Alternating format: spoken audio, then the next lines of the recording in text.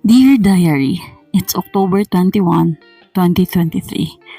So karon nagkita mi sa akong mga friends. Originally, ang plano unta magbouldering mi. Alauna mong sabot. Unya karon, alauna man sad sila ng mata, besh. So na dayon, si Jessray na lang dayon ang nagbouldering. Mong wala siya diha. So nagsabot mi nga, ako na lang magsamjup na lang mi.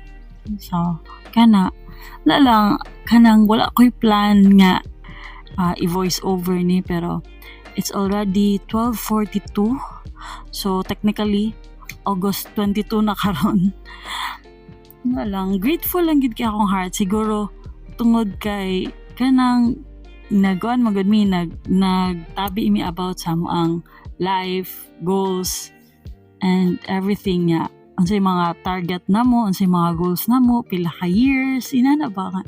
Para nako kay kanang kuan kayo, kanang rare siya nga magkuan mo nga no cellphone. Kanaging rare kay nga nagtabi lang gyud mo nga naa mo sa present, life update, unsay nahitabo, unsay lang napuno lang akong love tank. Yeah, puno kay akong love tank karon. So after ani nagkuan mi nagkapi-kapi. So first time nga nag-coffee date mi, dili beer date. So kasagaran storya wala lang yun, coffee date.